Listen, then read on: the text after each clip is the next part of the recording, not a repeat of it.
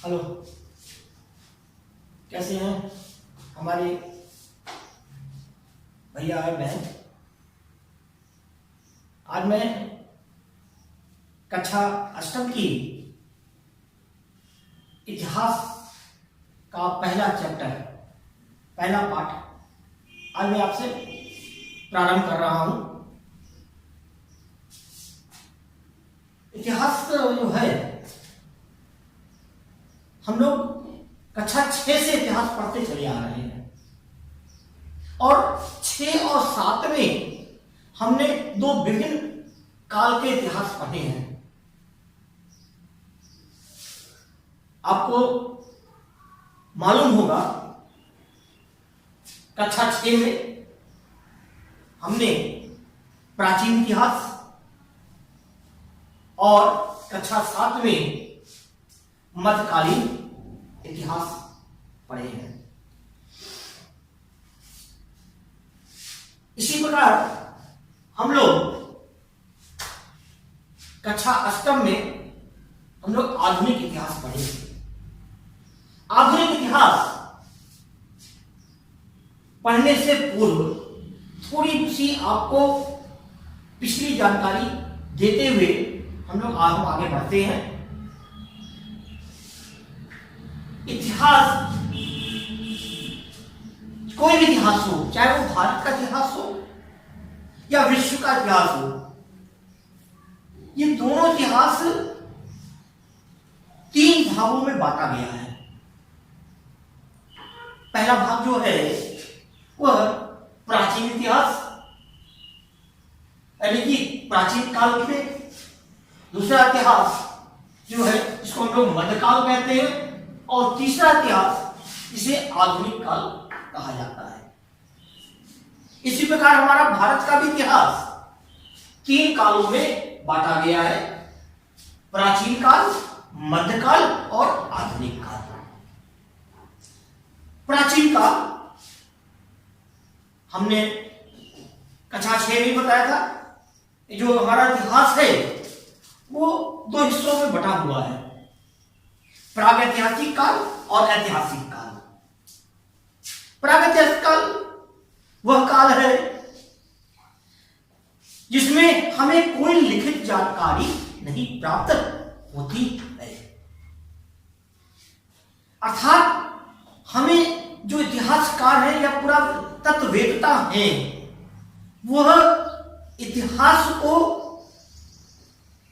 संग्रहित करने के लिए जो हमें अवशेष प्राप्त होते हैं, खुदाई से, शिलापट से, सिक्कों के माध्यम से जो हमें अभिलेख प्राप्त होते हैं, उनको क्रमबद्ध करते हैं काल के अनुसार। यानी कि डेटा को किया जाता है कि कौन कितना पुराना है, उसको क्रमबद्ध करके फिर उसी के आधार पर उसको लिपिबद्ध किया जाता है और हम उसके विषय में अध्ययन करते हैं। तो ये तो कहलाता है प्रागैतिहासिक काल। ऐतिहासिक काल वह काल जो लिखा हुआ हमें सामग्री प्राप्त हुआ है। कहीं ना कहीं हमें, चाहे वो जीवनी के माध्यम से, कहीं किसी पुस्तक के माध्यम से जो हमें लिखी हुई सामग्री प्राप्त है, उसे हम लोग ऐतिहासिक काल कहते हैं। तो हमारा जो प्राचीन इतिहास है वह भी 2 हिस्सों में बट गया। यानी कि सिंधु घाटी की सभ्यता तक, खोज से लेके, पृथ्वी की जन्म से लेके सिंधु घाटी की सभ्यता तक, ये जो काल, जो इतिहास है, ये प्रागैतिहासिक काल में हमें कोई भी लिखित सामग्री नहीं है। जो मिली भी है हमें सिंधु घाटी की सभ्यता में, आज तक उसे पढ़ा भी नहीं जा सका है।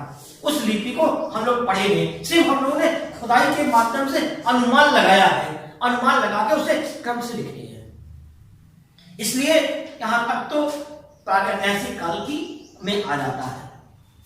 इसके बाद फिर वैदिक, इसका अंत होता है। सिंधु घाटी की सभ्यता का, वैदिक सभ्यता का प्रारंभ होता है। यहां से कुछ लिखित सामग्री हमें प्राप्त होनी प्रारंभ हो गई। वह उस वक्त कई ग्रंथों की रचना हुई वेद काल में। ऋग्वेद है, सामवेद है, अथर्ववेद है, यजुर्वेद है, पुराण है, महाभारत है, रामायण है। ये सब इसके माध्यम से हमें उस काल का ज्ञान होता होता चला आ रहा है। इसलिए सब ऐतिहासिक काल है। इसके बाद दो नए धर्म का जन्म भी हुआ था, जैन और बौद्ध धर्म, जिसे महावीर स्वामी और गौतम बुद्ध ने किया था। इसके आगे फिर 6वीं शताब्दी तक 16 महाजनपद, 16 महाजनपदों के बाद से के उदय से एक बड़े बड़े जनपदों का निर्माण हुआ, बड़े बड़े उसमें राजा हुए। उसी में एक मगध साम्राज्य था। मगध साम्राज्य ने अपना यश इतना फैला रखा था कि जो कि 16 महाजनपदों में सबसे शक्तिशाली राजा था। उसमें सबसे जो उस मगध जनपद का महाजनपद का जो सबसे अंतिम क्रूर शासक था महापद्मनंद, जिसमें चाणक्य ने चंद्रगुप्त के माध्यम से उसको उसका नस्ता नाबूद करके एक नए वंश की, नए साम्राज्य की स्थापना की, जिसे मौर्य साम्राज्य कहा जाता है। मौर्य साम्राज्य के बाद मौर्य साम्राज्य, चंद्रगुप्त मौर्य, इसके बाद उसमें सबसे प्रतापी राजा अशोक थे। अशोक के बाद कोई ऐसा राजा नहीं मिला हुआ जो कि उस वंश को आगे बढ़ा सके। और उसके बाद एक नए वंश का उदय हुआ था, जिसे गुप्त वंश कहा जाता है। गुप्त वंश में अनेक प्रतापी राजा पैदा हुए। गुप्त वंश में जो गुप्त वंश से ही हमारा जो काल है, भारत की प्रगति का काल, और इस वहां को हम लोग स्वर्णिम काल के नाम से भी कहा जाता है। यानी ये भारत का स्वर्णिम काल था। गुप्त वंश के बाद हर्षवर्धन के बाद सामंत युग प्रारंभ होता है। सामंत युग से तुर्कों, उसी के बाद से तुर्कों का राज्य, से सामंत युग या राजपूत काल कहते हैं, उसी वक्त से उत्तर भारत में तुर्कों और मंगोलों का आक्रमण प्रारंभ हो गया था। और कई बार कई आतंकवादियों ने भारत पर आक्रमण किया। और ये जो इसी वक्त, जिसमें मोहम्मद गजनवी प्रमुख रूप से थे, जिन्होंने भारत पर 17 बार आक्रमण किया और सोमनाथ के मंदिर को लूटने का भी काम इसी आतंकवादी मोहम्मद गजनवी ने किया था।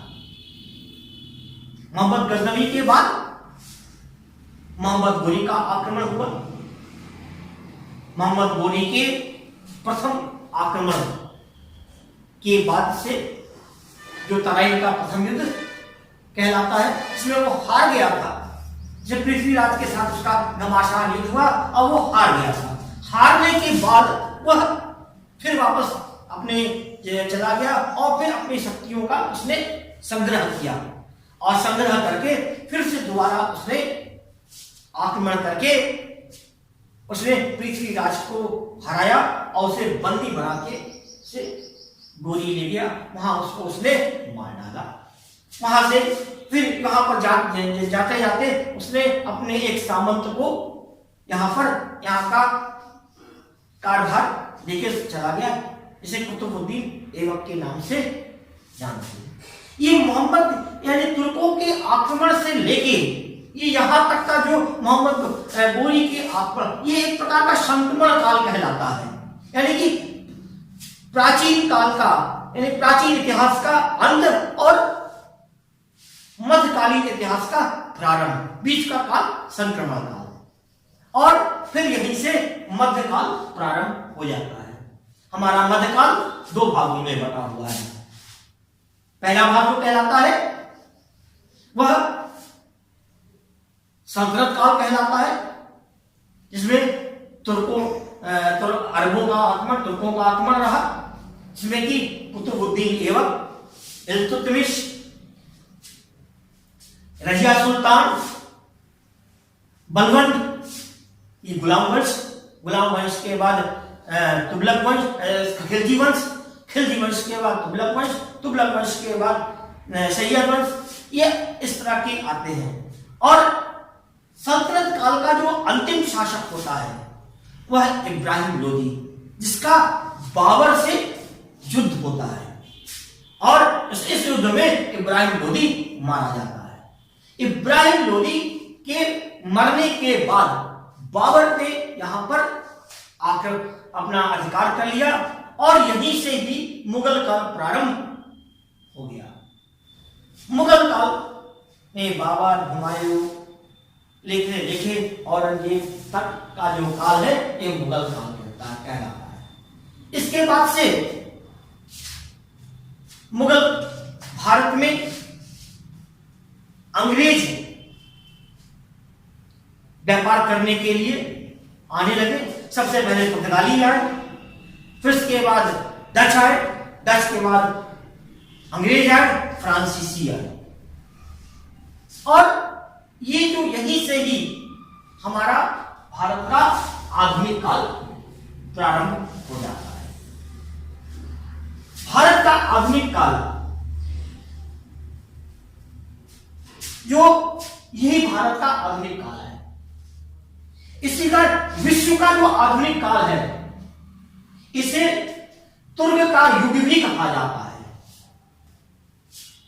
यानी कि आधुनिक काल, ये विश्व का आधुनिक काल है। ये विश्व के आधुनिक काल में इसे तुर्क का युग भी कहते हैं। क्यों कहा जाता है तुर्क का युग?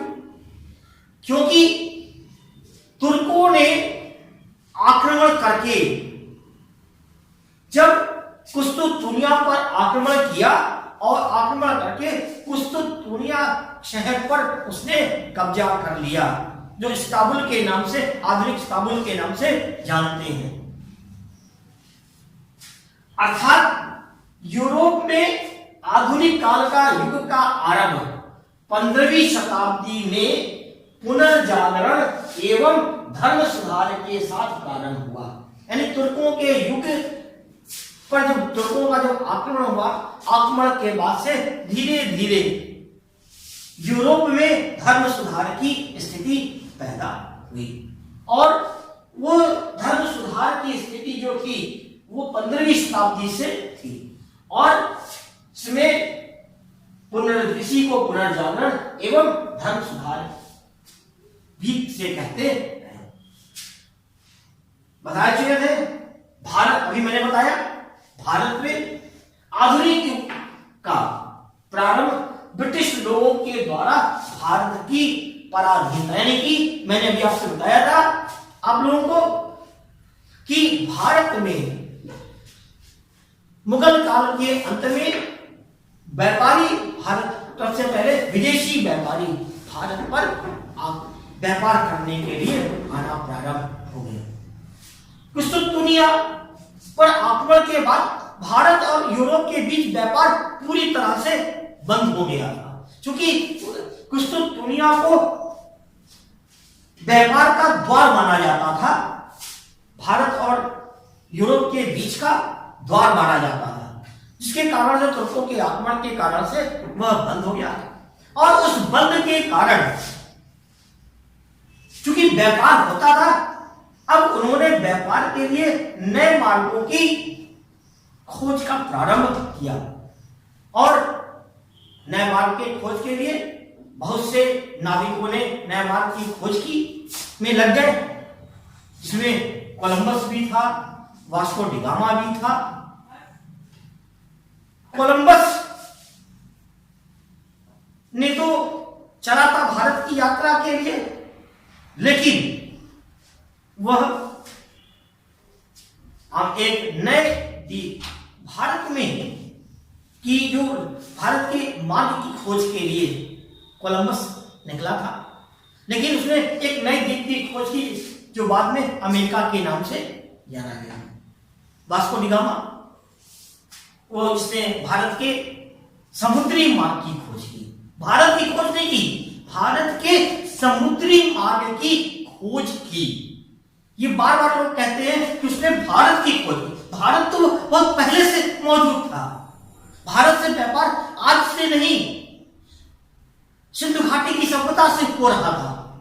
उसने भारत की खोज नहीं की थी। भारत में से व्यापार के लिए, यूरोप से व्यापार के लिए समुद्री मार्ग की खोज की थी। यह आपके लिए बहुत जरूरी क्वेश्चन है, इसको बहुत ध्यान से करना है। उसने भारत के समुद्री मार्ग की खोज की है। चलिए आगे हम बढ़ते हैं। या उसके खोज के बाद सबसे पहले जब समुद्री मार्ग की खोज हो गई, पुर्तगाली व्यापार करने के लिए आए। इसके बाद डच आए व्यापार करने के लिए, आपस में संघर्ष हुआ। इसके बाद ब्रिटिश आए और फिर फ्रांसीसी आए। तो कहने का मतलब है भारत में सभी व्यापार करने के लिए आए थे और धीरे धीरे करके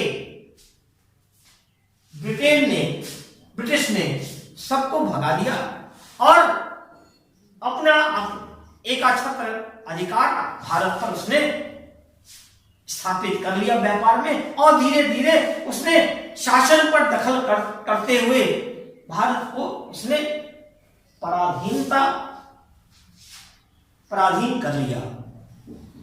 भारत की पराधीनता के पश्चात जब ब्रिटिश लोगों के द्वारा भारत की पराधीनता के पश्चात 18वीं शताब्दी में यह हुआ था। और इस युग से यह जो युग था धर्मनिरपेक्ष और विवेक तथा विवेकों का उच्च स्थान था। और यही से ही आधुनिक युग का प्रारंभ होता है। और भारत की स्वतंत्रता तक, जब भारत स्वतंत्र हो जाता है 1947-15 में, तब तक यह आधुनिक काल का कहलाता। यानी कि कहने का तात्पर्य आधुनिक भारत 20वीं शताब्दी के प्रारंभ का समय अंग्रेजी शासन से स्वतंत्रता प्राप्ति के संदर्भ का समय माना जाता है। यह आधुनिक भारत का है। हमने अभी भारत पढ़ा, अब हम लोग थोड़ा से आधुनिक काल का विश्व पटल पर क्या योगदान था, आधुनिक काल का विश्व पटल पर आधुनिक युग का क्या योगदान था। यानी कि इस संसार में जो आधुनिक युग था उस पर इसका क्या योगदान था। इसका जो सबसे बड़ा योगदान था नवजागरण। यूरोप में मध्यकाल में आए सांस्कृतिक आंदोलन को पुनर्जागरण कहते हैं। यानी कि नवजागरण या पुनर्जागरण एक ही बात है। क्या सिर्फ नवजागरण का या पुनर्जागरण का मतलब होता है फिर से जन्म लेना। यह आंदोलन जो था इटली से आरंभ होकर यूरोप तक फैला था। इस आंदोलन का जो समय था 14वीं शताब्दी से लेके 17वीं शताब्दी तक माना जाता है। यानी कि यूरोप में पुनर्जागरण का जो समय है वह 14वीं शताब्दी से लेके 17वीं शताब्दी माना जाता है। अब पुनर्जागरण, अभी हमने बताया पुनर्जागरण का वास्तविक अर्थ क्या है। वास्तविक अर्थ हमने बताया था पुनर्जन्म, अर्थात फिर से पैदा होना। अब फिर से पैदा होना मतलब कि एक बार मर जाना, फिर इसका ये मतलब नहीं। समाज का एक प्रकार से पुनः उत्थान होना, जो गर्त में समाज चला जा गया था उसका पुनरुत्थान होना, यह पुनर्जागरण से संबंधित नहीं। इस आंदोलन ने यूरोप की दशा को पूर्णतः बदल कर रख दिया, अतः इसे पुनर्जागरण भी कहा जाता है। यानी कि ये जो पुनर्जागरण के समय यूरोप की दशा को उसने पूर्ण रूप से बदल दिया था, इसलिए इसे पुनर्जागरण कहा।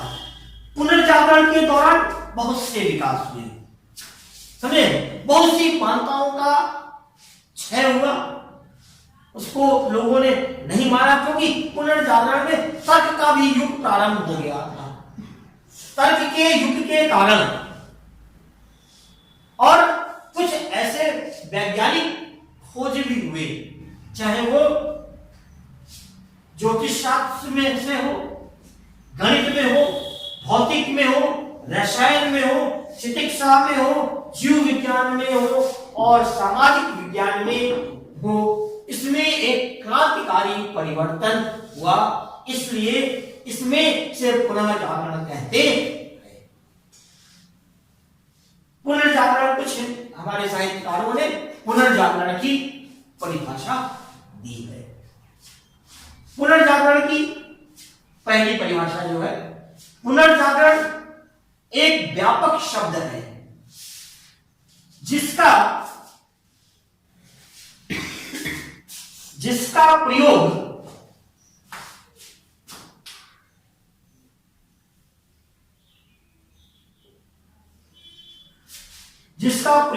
उन सभी बौद्धिक परिवर्तनों के लिए किया जाता है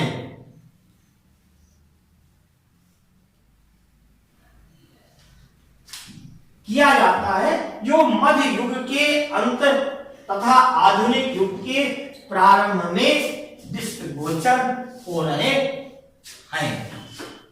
स्वेन ने कहा है, इसी बार डेविस ने कहा है, धर्म के ठेकेदारों से मुक्त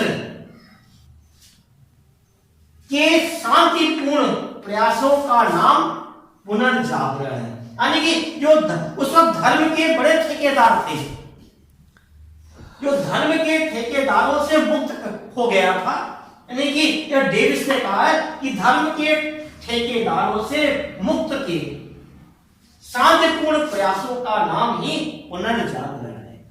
इस प्रकार से हम पुनर्जागरण की दो परिभाषा, स्वेन और डेविस की दो परिभाषाएं हैं। अब हम लोग आगे बढ़ते हैं कि पुनर्जागरण से क्या परिवर्तन आएगा। पुनर्जागरण के कारण, यानी कि कहने का तात्पर्य यह है कि पुनर्जागरण के क्या कारण थे, यानी यूरोप में पुनर्जागरण के क्या कारण थे। हम लोग विचार करते हैं कि पुनर्जागरण के क्या कारण थे। पहला कारण था नए नए आविष्कार। उस वक्त पुनर्जागरण के समय नए नए वैज्ञानिक आविष्कार हुए, जैसे छापे खाने का आविष्कार तथा अन्य मशीन, जैसे भाप का इंजन, कपड़े काटने की मशीनें, इस प्रकार से बहुत सी वैज्ञानिक आविष्कार उस वक्त हुए थे। और इन आविष्कार के कारण नए नए उद्योग धंधे के द्वार खुल गए।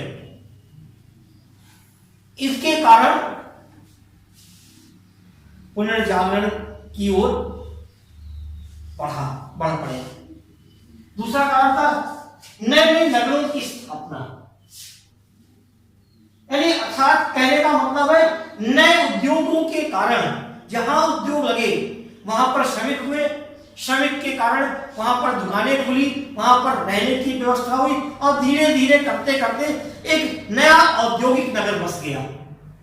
नया औद्योगिक नगर बसने, यानी कहने का मतलब है कि इन उद्योगों के कारण नए नए उद्योग उद्योग के नगरों का विकास हुआ और नए नए वाणिज्य, इन जो माल का उत्पादन होता था उनको बेचने के लिए नए नए वाणिज्य केंद्र खुले।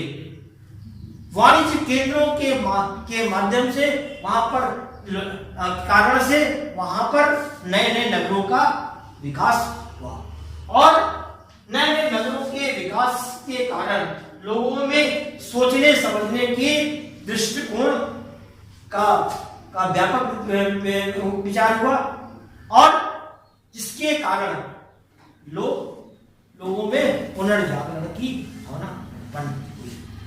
अगला, भाषा एवं साहित्य का योगदान। छापे खाने के आविष्कार से नई नई पुस्तकें छपी, पुस्तकें समाज के बीच में गई, लोगों ने उसको पढ़ा। जब लोगों ने उसको पढ़ा तो उनके भाषा और साहित्य और उनके विचारों से लोग प्रभावित हुए और लोगों में एक नई चिंतन का विषय प्रारंभ हुआ, नई सोच विकसित हुई और नए सोच से उनके ज्ञान में विकास हुआ और वे पुनर्जागरण का समर्थन करने लगे। अगला, इस्लाम धर्म का प्रचार प्रसार। यूरोप में गए अरब लोगों ने, मालूम है कि जब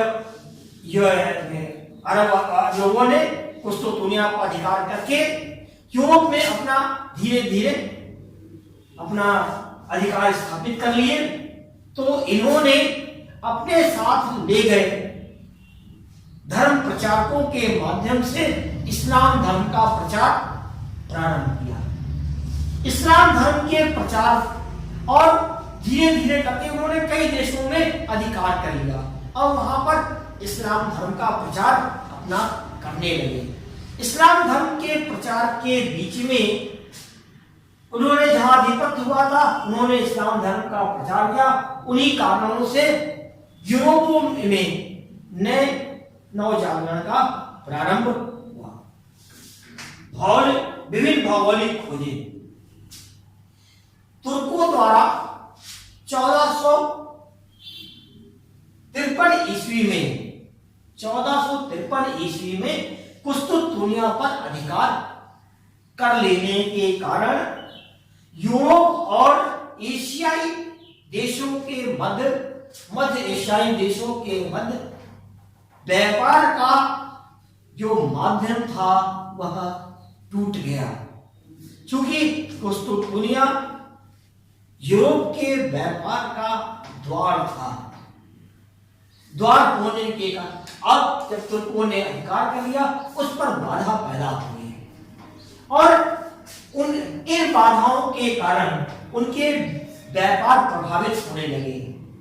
व्यापार प्रभावित होने के कारण अपने व्यापार को फिर से बढ़ाने के उद्देश्य से नए मार्गों की खोज की आवश्यकता पड़ी और वे समुद्री मार्गों के माध्यम से वह खोजने लगे और उस खोज में कई भौगोलिक खोजों की खोज हो गए। उस खोज के माध्यम से कई भौगोलिक जैसे अमेरिका जैसे देशों की खोज हुई और इन नए खोजों के कारण नवजागरण के द्वार खुल गए। धर्म युद्ध। यूरोप में अरबों ने अपना प्रचार अधिकार करने के बाद अपने धर्म का प्रचार प्रसार प्रारंभ किए। धर्म के प्रचार प्रसार में ईसाई धर्मों से इनका हमेशा युद्ध होने लगा। ईसाई धर्म उधर इस्लाम धर्म प्रसार कर रहा था, उधर ईसाई धर्म, जिनके कारण आपस में धार्मिक युद्ध प्रारंभ हो गया। एक दूसरे के कोण में आपस में वह लड़ने लगे। अपनी श्रेष्ठता स्थापित करने के लिए आपस में युद्ध प्रारंभ कर दिए। दोनों धर्म अपनी श्रेष्ठता स्थापित करने के लिए, मैं श्रेष्ठ हूं, इसको करने के लिए आपस में वो लड़ने लगे।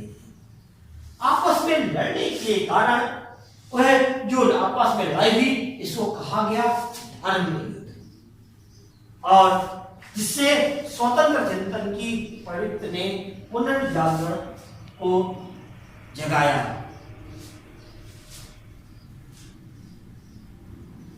पुनर्जागरण को जगाया। इसके बाद मानवतावाद का शंखनाद। यूरोप के कई चित्रकारों ने, मूर्तिकारों ने और स्थापत्य कलाकारों ने मानवतावादी कलाकृतियों का बनाया और मानवतावाद का शंखनाद किया, जिसके फलस्वरूप पुनर्जागरण का दौर चल पड़ा। इसके बाद सामंतवाद का अंत। सामंतवाद का अंत यानी कि उस समय सामंतवाद का बोलबाला था, यानी छोटे छोटे राजा हुआ करते थे, सामंत हुआ करते थे, किंग हुआ करते थे। वे हमेशा एक दूसरे पर आक्रमण करना, उस पर अधिकार करना। इस पुनर्जागरण के समय इस सामंतवाद का विनाश हो गया और इस विनाश के फलस्वरूप इस विनाश में पुनर्जागरण का विशेष योगदान था।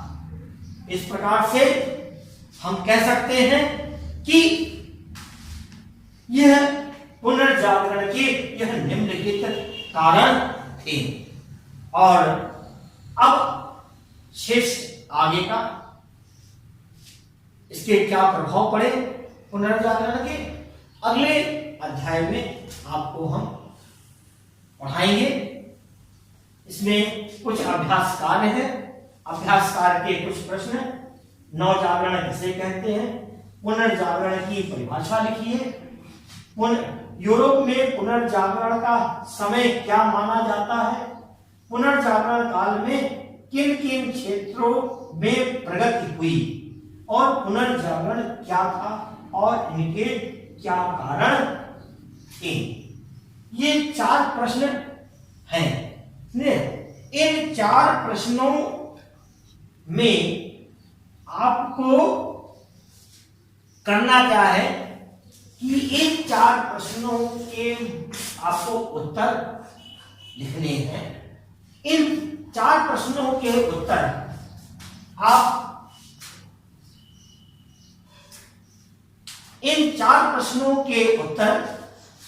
आपको मैंने जितना पढ़ाया है वह सब इन प्रश्नों के उत्तर आपको इसके अंदर मिल जाएंगे। इन प्रश्नों के उत्तर लिखिए, अभ्यास कार्य में करिए। अगर आपको कोई भी इस चैप्टर से संबंधित समस्या होती है तो हमारे वीडियो के नीचे एक व्हाट्सएप लिंक दिया हुआ है, उस लिंक पर क्लिक करके आप उससे जुड़े और जुड़कर अपनी समस्याओं का समाधान के प्रश्न को लिखें। मैं आपके प्रश्नों का उत्तर देने का भरपूर प्रयास करूंगा और आपके प्रश्नों का उत्तर मैं दूंगा। इसके साथ आप अगले वीडियो में इसके आगे का हम अध्ययन करते हैं। जय हिंद।